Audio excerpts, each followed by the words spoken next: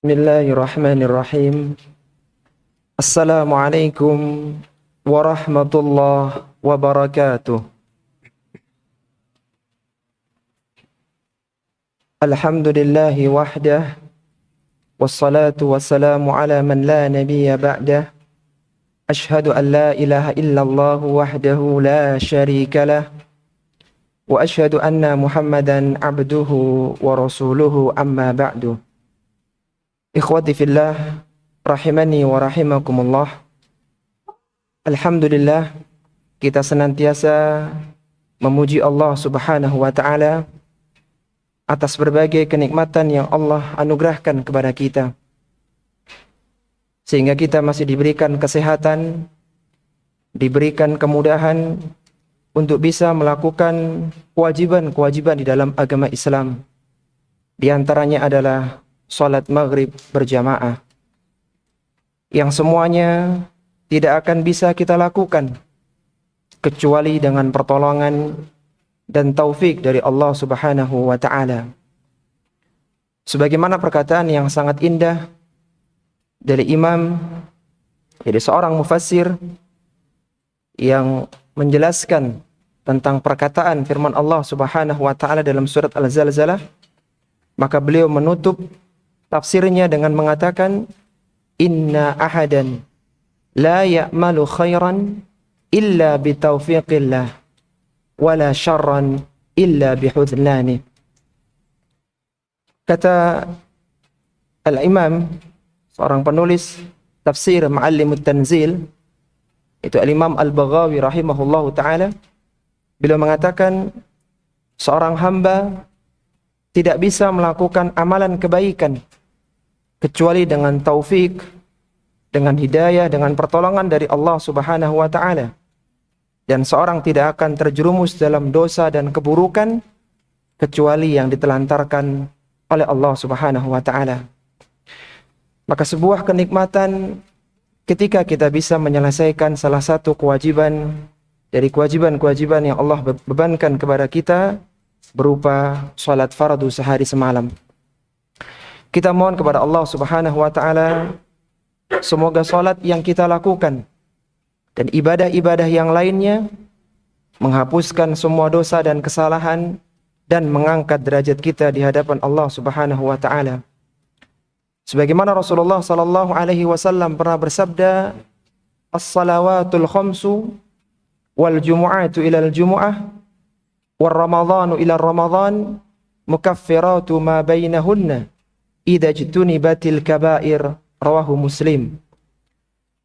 Kata Nabi sallallahu alaihi wasallam, salat yang 5 waktu, Ramadan yang satu ke Ramadan berikutnya, Jumat yang satu ke Jumat berikutnya, semuanya akan menjadi penghapus dosa di antara keduanya apabila dijauhi berbagai dosa-dosa besar.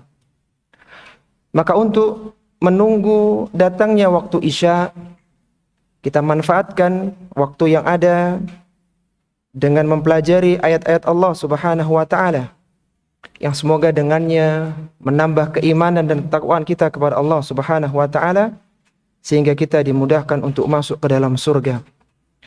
Kita juga mohon kepada Allah Subhanahu wa ta'ala, semoga majelis kita pada kesempatan kali ini termasuk majelis yang diberkahi, termasuk majelis yang dibanggakan oleh Allah Subhanahu wa ta'ala di hadapan para malaikatnya. Sebagaimana diriwayatkan dari Abdullah bin Amr radhiyallahu taala anhumah, beliau pernah menceritakan, sallaina ma'a Rasulillah sallallahu alaihi wasallam al-maghribah. Kata Abdullah bin Amr radhiyallahu taala anhumah, kami pernah salat maghrib bersama Nabi sallallahu alaihi wasallam, sebagaimana yang telah kita lakukan pada kesempatan kali ini dengan izin Allah Subhanahu wa ta'ala. Faraja'a man raja'a, pulanglah orang-orang yang pulang setelah salat maghrib itu. Wa aqaba man aqaba, dan tetap tinggal di masjid orang-orang yang tinggal di dalamnya. Faja'a Rasulullah sallallahu alaihi wasallam musri'an, maka datanglah Nabi sallallahu alaihi wasallam dengan cepat, dengan bergegas.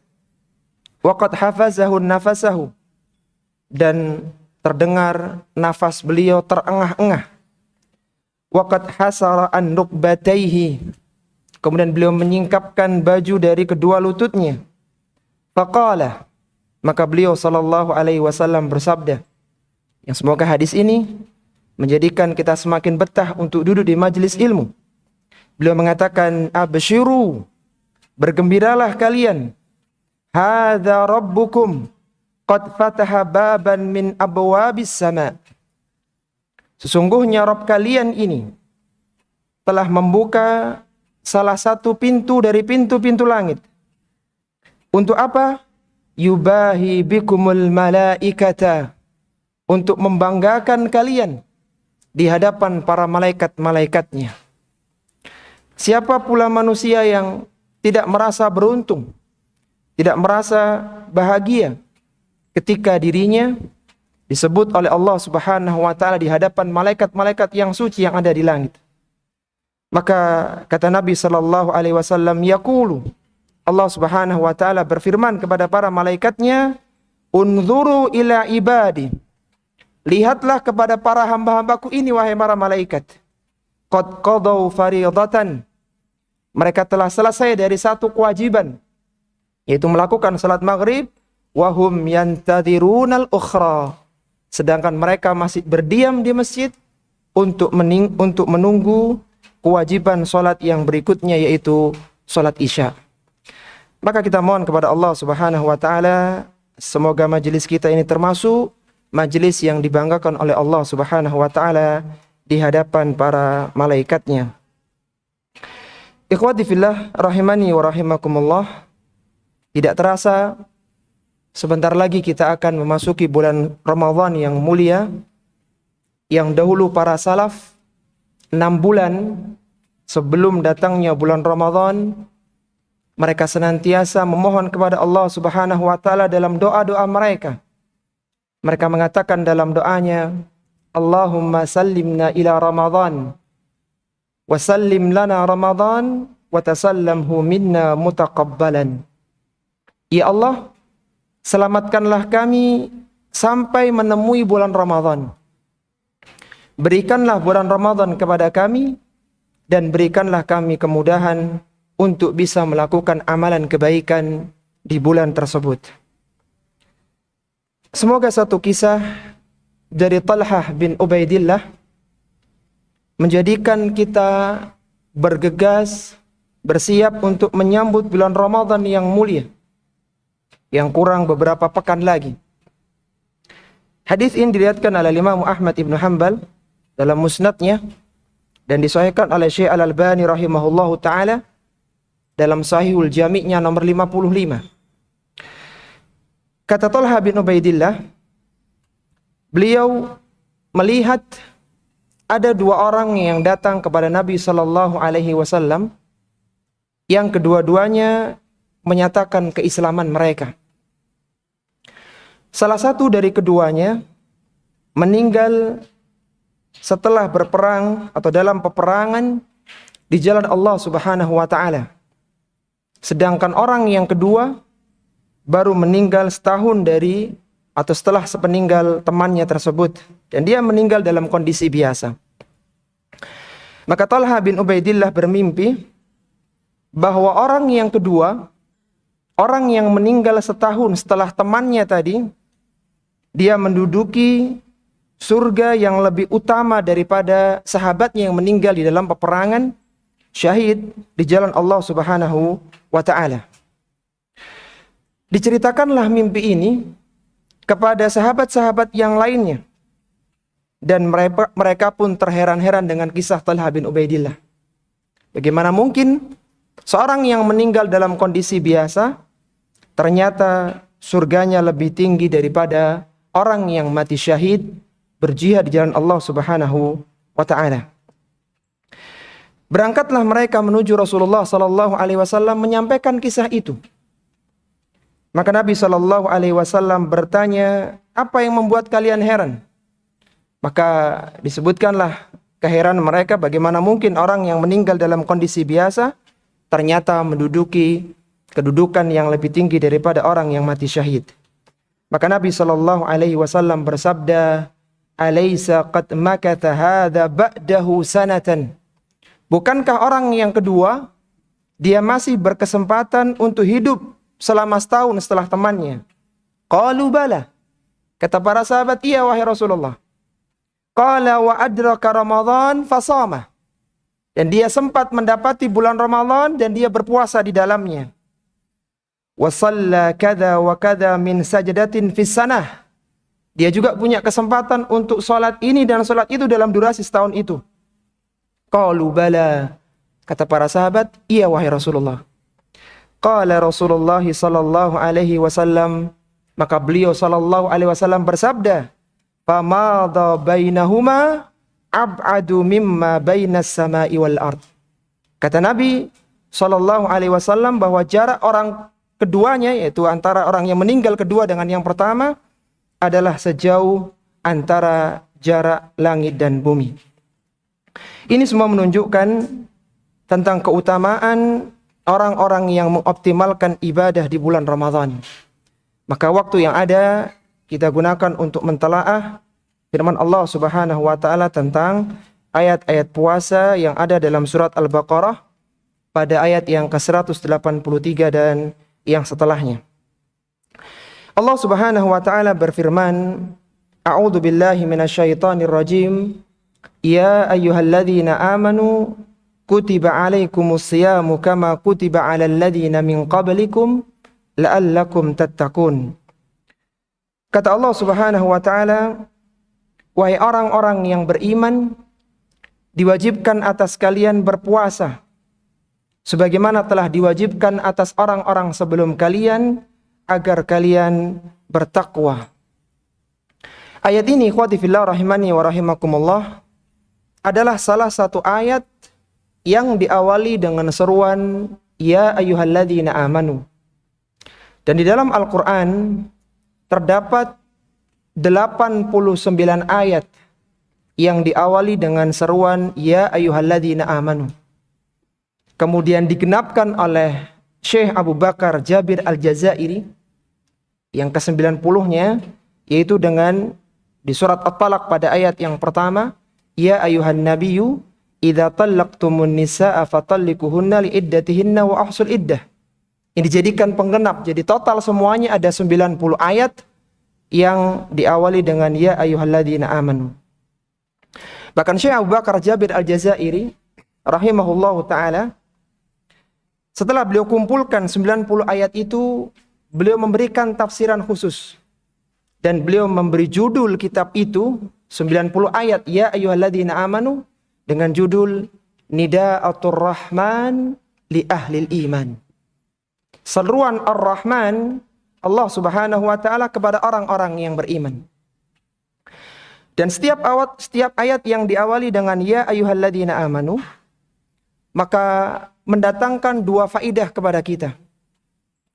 Yang pertama, menunjukkan bahwa ayat ini adalah ayat madaniyah, yaitu ayat yang diturunkan setelah hijrahnya Nabi sallallahu alaihi wasallam ke Madinah. Sebagaimana di antara ciri ayat-ayat Makkiyah, di antaranya adalah diawali dengan seruan ya ayyuhan nasu, wahai sekalian manusia. Ini faidah yang pertama. Kemudian faidah yang kedua, setiap ayat yang diawali dengan ya ayyuhalladzina amanu, maka kalimat setelahnya, kalaulah bukan merupakan kebaikan yang seorang muslim diperintahkan, maka kalimat setelahnya pasti keburukan yang seorang muslim dilarang darinya. Sebagaimana perkataan yang sangat indah dari sahabat pakar tafsir Abdullah bin Mas'ud radhiyallahu ta'ala anhu, seorang sahabat yang wafat di Madinah tahun 32 Hijriah di Madinah. Sahabat yang wafat di Madinah tahun 32 Hijriah. Beliau pernah mengatakan, "Idza sami'tallaha yaqulu, ya ayyuhalladzina amanu fa'ar'aha sam'aka, fa innahu khairun yu'maru bihi aw syarrun yunha anhu."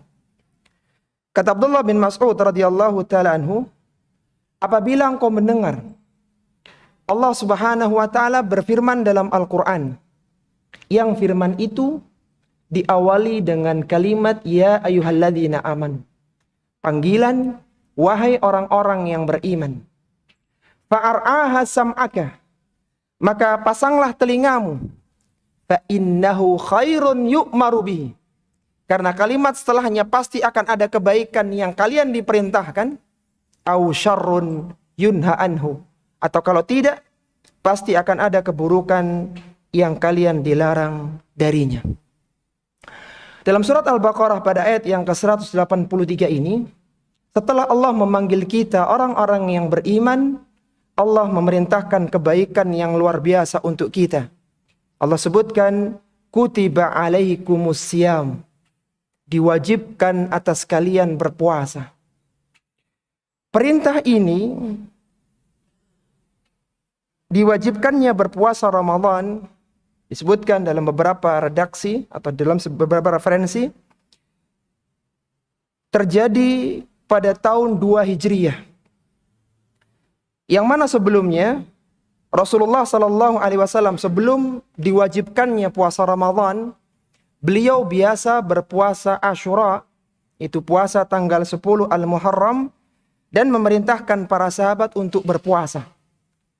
Akan tetapi ketika telah turun ayat yang mulia ini, surat Al-Baqarah pada ayat yang ke-183 ini, maka hukum puasa Asyura turun menjadi sunnah muakkadah. Barang siapa yang ingin berpuasa silahkan berpuasa, dan barang siapa yang tidak berpuasa maka tidak mengapa. Sebagaimana diriwayatkan dari Ibunda Aisyah radhiyallahu taala anha, beliau mengatakan, kana yaumu Asyura tasumuhu Quraisyun fil jahiliyah.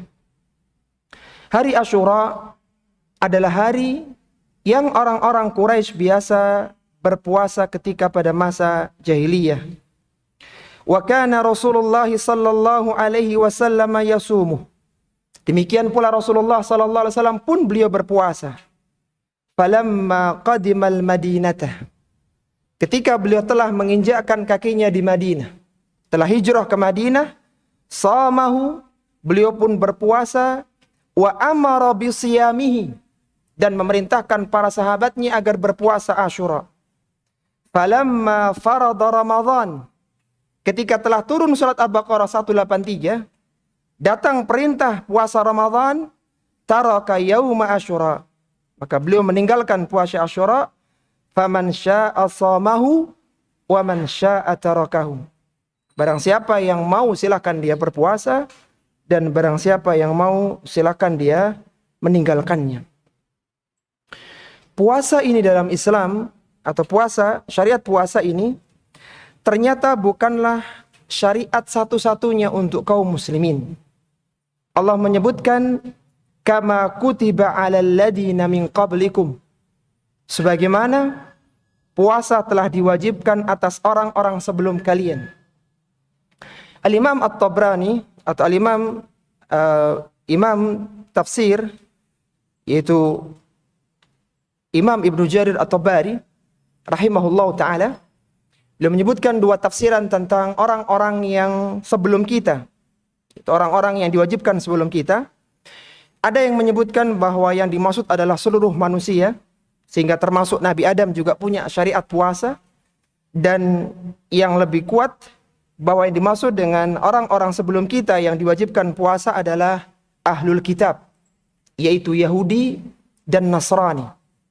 Dan ini sebagai dalil bahwa Yahudi memiliki puasa, sebagaimana Nasrani juga memiliki puasa, dan puasa mereka jauh lebih berat daripada puasanya kaum muslimin. Untuk apa tujuan berpuasa ini? La'allakum tattaqun, agar kalian bertakwa kepada Allah Subhanahu wa ta'ala. Sebagaimana kita tahu, ketakwaan adalah bekal terbaik untuk bertemu dengan Allah Subhanahu wa ta'ala. Maka di antara cara untuk meningkatkan ketakwaan adalah dengan berpuasa di bulan Ramadan. Karena ketika di bulan Ramadan terkumpul semua kebaikan. Di sana ada puasa, ada salat malam, ada sedekah, dan semua itu adalah kebaikan yang meningkatkan ketakwaan. Sebagaimana kata Rasulullah, sebagaimana sabda Rasulullah sallallahu alaihi wasallam kepada Mu'adz bin Jabal radhiyallahu taala anhu. Beliau mengatakan, ala adulluka ala abwabil khairi. Wahai Mu'adz, maukah engkau aku beritahukan tentang pintu-pintu kebaikan? Maka beliau mengatakan, as-sawmu junnah. Puasa adalah perisai. Was-sadaqatu tudfi'ul khati'ah kama yudfi'ul ma'un nar. Sedekah akan menghapuskan kesalahan sebagaimana air akan memadamkan api. Wassalatur rajuli fi jawfil laili. Dan salatnya seorang hamba, seorang laki-laki di tengah malamnya. Coba kita ulang dulu.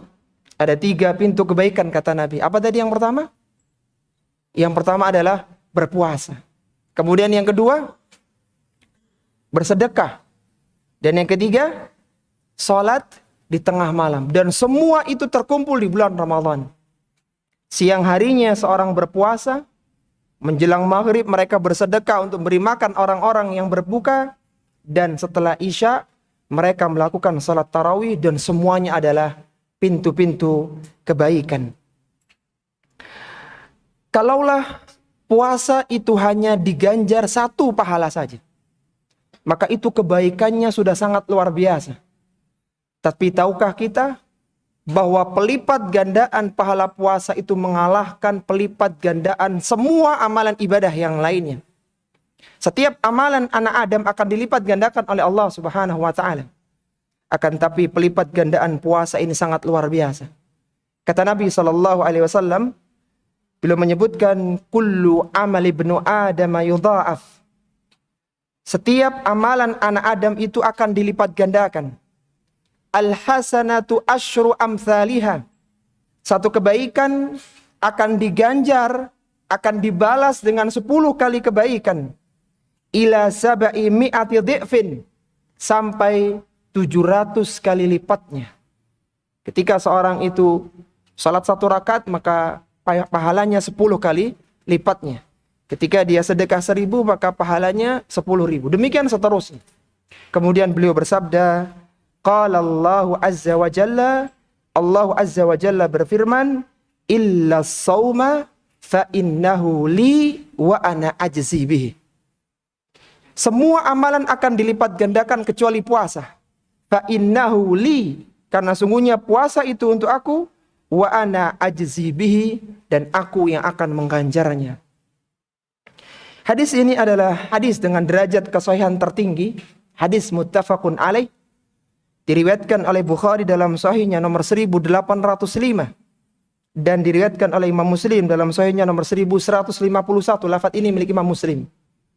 Al-Hafidz Ibnu Hajar Al-Asqalani rahimahullah ta'ala dalam kitabnya Fathul Bari, syarah terbaik dalam Sahihul Bukhari, sampai kata para ulama, la hijrata ba'dal fathi. Tidak ada lagi hijrah setelah adanya Fathul Bari. Al-Hafidz Ibnu Hajar Al-Asqalani rahimahullah ta'ala mendatangkan 10 perkataan para ulama tentang syarah, tentang penjelasan firman Allah Subhanahu wa ta'ala, illa sauma fa innahu li wa ana ajzi bihi. Ada 10 perkataan para ulama. Setelah beliau menyebutkan 10 itu, maka beliau merajihkan 2 pendapat yang sangat utama, itu pendapat pertama dan pendapat kedua. Yang pertama, dikatakan puasa itu adalah untuk Allah Subhanahu wa taala dan Allah yang akan mengganjarnya, yang akan berikan pahala, karena ibadah puasa adalah ibadah yang jauh dari riya. Hampir-hampir seorang tidak bisa menonjolkan puasanya. Berbeda dengan salat, berbeda dengan sedekah dan ibadah-ibadah yang lainnya. Kemudian kedua, yang dimaksud dengan fa innahu li wa ana ajzi bihi, maksudnya pelipat gandaan pahala puasa sangat luar biasa. Melebihi dari 700 kali lipatnya. Kalaulah kita tahu bahwasanya puasa demikian besar pahalanya, maka tidak heran kalaulah 8 pintu surga salah satunya adalah pintu khusus bagi orang-orang yang biasa berpuasa ketika di dunia, yang disebut dengan pintu Ar-Rayyan, yang tidak akan memasukinya kecuali orang-orang yang biasa berpuasa dulu ketika di dunia. Sampai-sampai kata Nabi SAW beliau menyebutkan di akhir hadis itu, lis-shaimi farhatani, farhatun inda fitrihi wa farhatun inda liqa'i rabbih. Bagi orang-orang yang berpuasa, maka mereka mendapatkan dua kebahagiaan. Kebahagiaan ketika berbuka, karena sebelumnya dilarang untuk makan, untuk minum, bahkan untuk berhubungan suami istri bagi yang sudah menikah, kemudian diizinkan dalam syariat, maka itu sebuah kenikmatan. Tidak ada orang yang merasakan nikmatnya makanan berbuka kecuali orang yang telah merasakan perihnya berpuasa. Sehingga makanan yang sederhana di hadapan orang yang berpuasa menjadi sangat istimewa karena dia mendapatkan kenikmatan. Dan kenikmatan yang pertama ini kata para ulama adalah kenikmatan yang naluri, yang biasa pada diri manusia. Akan tapi yang lebih utama adalah kenikmatan yang kedua. Dia akan mendapatkan kenikmatan inda liqa'i rabbih, ketika bertemu dengan Rabbnya. Bagaimana dia bisa berbahagia?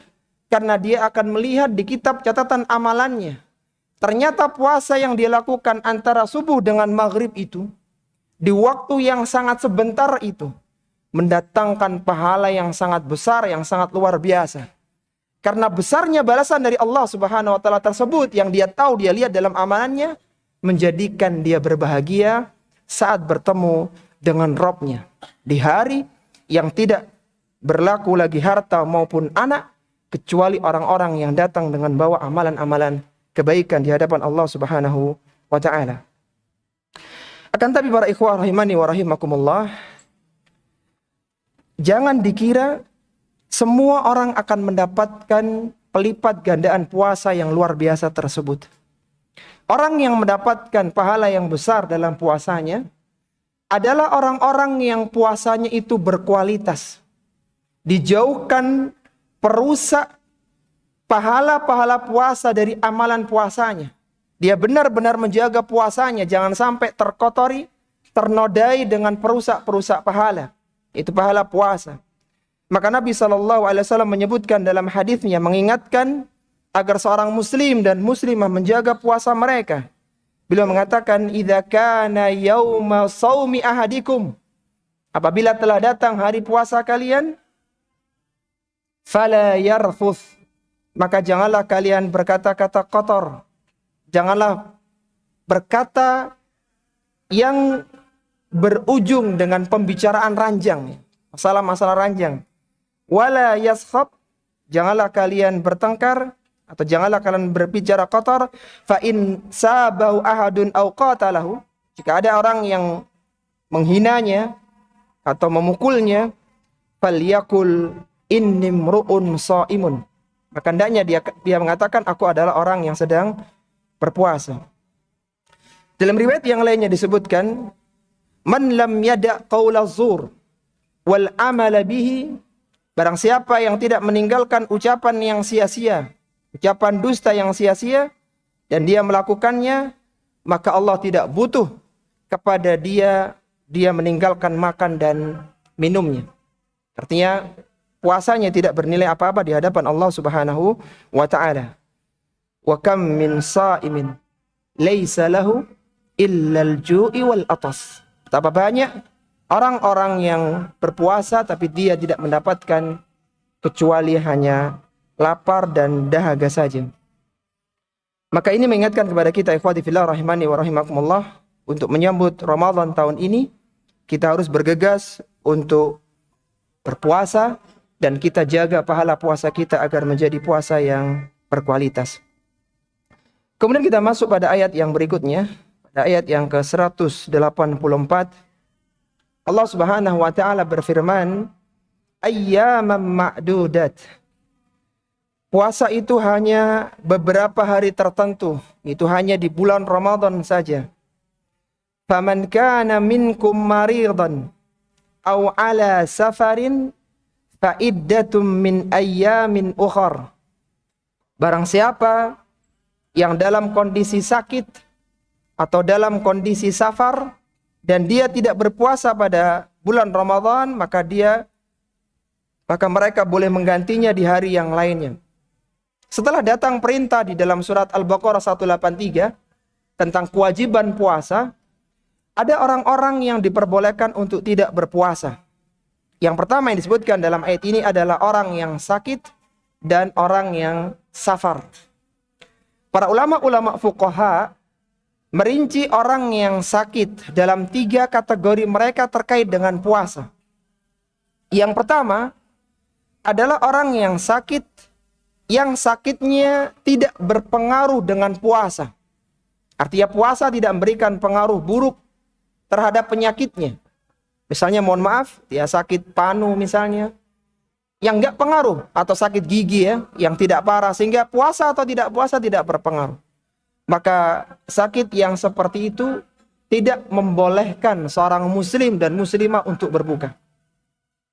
Kemudian kategori yang kedua adalah sakit yang berat, yang ketika dia berpuasa maka akan memberatkan dia, akan membuat buruk kondisinya.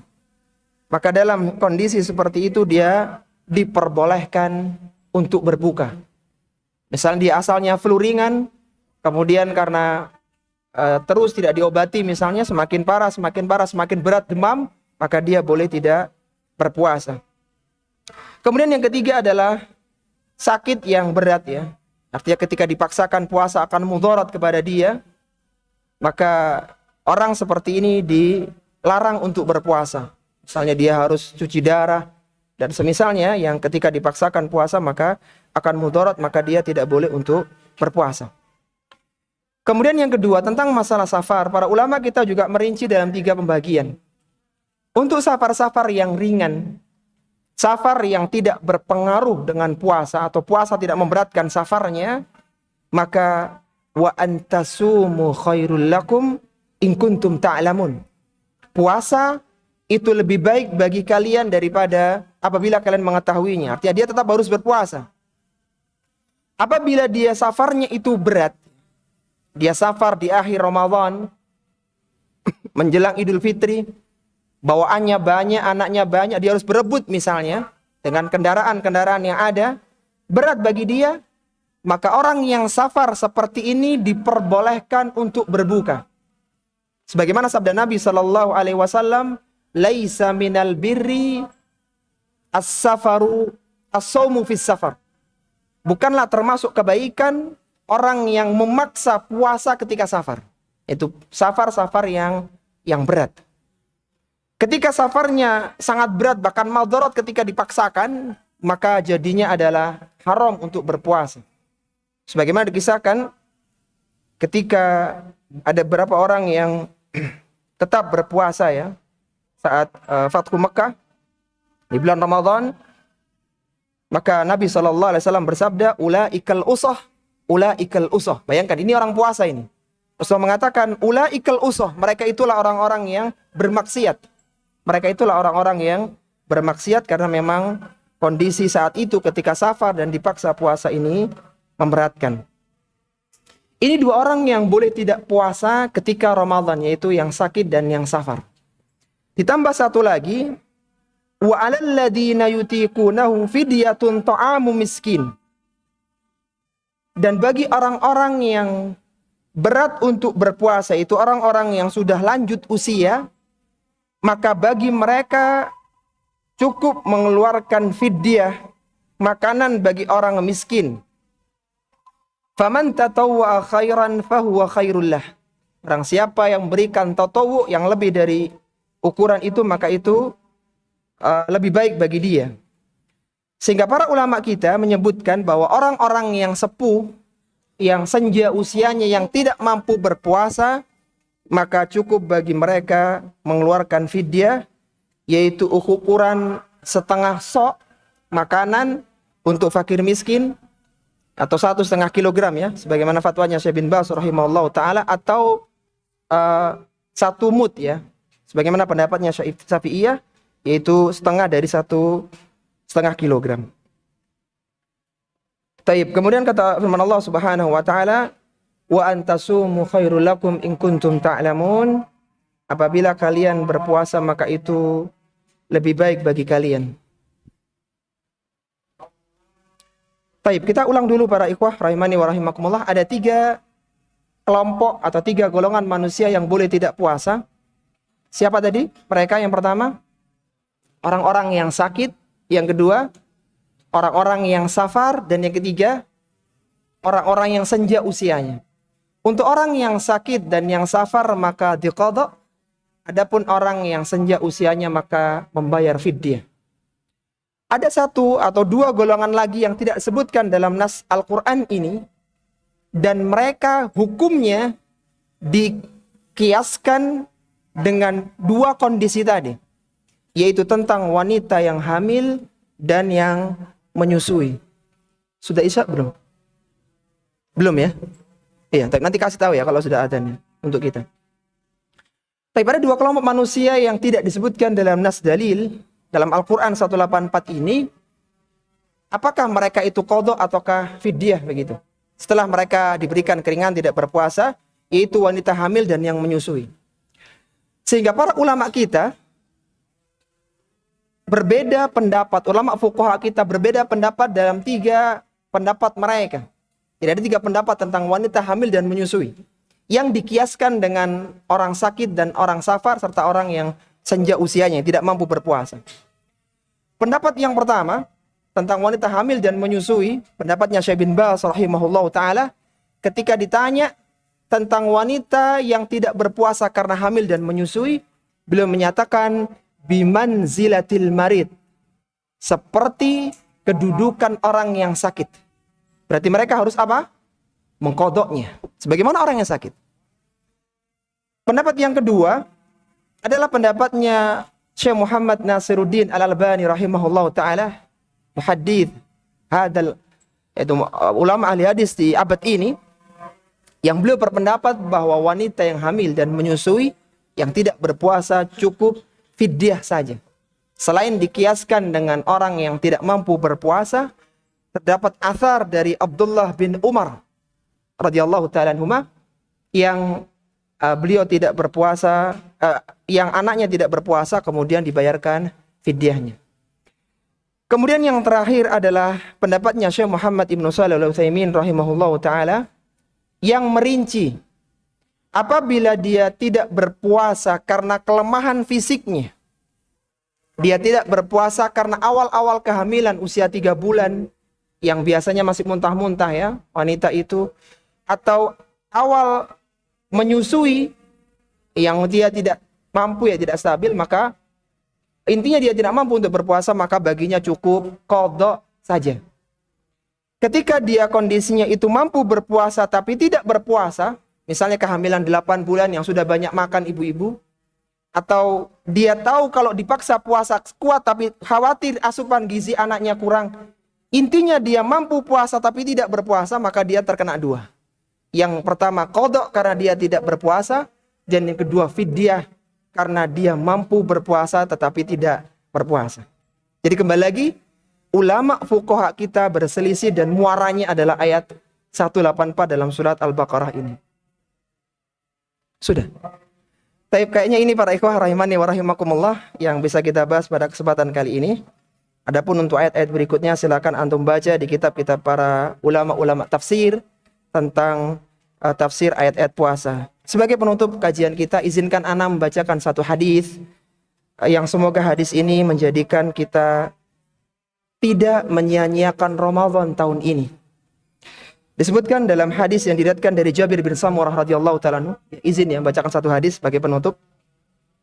Ia mengatakan Rasulullah sallallahu alaihi wasallam bersabda, "Atani Jibril." Jibril alaihissalatu wassalam mendatangi kata Rasulullah. Faqala, beliau mengatakan, "Ya Muhammad, man adraka ahadun walidayhi famata fadakhala an-nar fa'abadahu Allah." Kata Jibril alaihissalatu wassalam, malaikat yang terbaik yang ada di langit. Wahai Muhammad sallallahu alaihi wasallam, barang siapa yang bertemu dengan kedua orang tuanya kemudian meninggal dunia, artinya dia tidak berbakti kepada kedua orang tuanya, fadakhala an-nar wa'abadahu Allah. Maka anak yang seperti ini, yang durhaka kepada orang tuanya ini, dia akan dimasukkan ke dalam neraka dan dijauhkan dari rahmat Allah. Kata Jibril, "Kul amin," fakultu amin. Kata Jibril, katakan amin wahai Rasulullah, wahai Muhammad sallallahu alaihi wasallam. Maka Rasul mengatakan amin. Yang berdoa Jibril, yang aminkan siapa? Rasulullah sallallahu alaihi wasallam.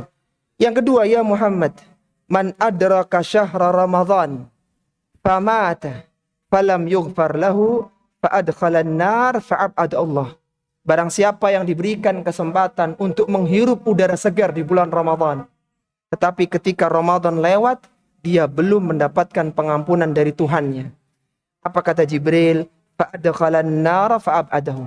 Maka orang ini akan dimasukkan ke dalam neraka dan dijauhkan dari rahmatnya. Kul amin fakultu amin. Kata Jibril, katakan amin. Dan Rasulullah pun mengatakan amin. Yang terakhir, wa man dzukirta indahu falam yusalli alaika famata fadakhalan nar wa abadahu Allah.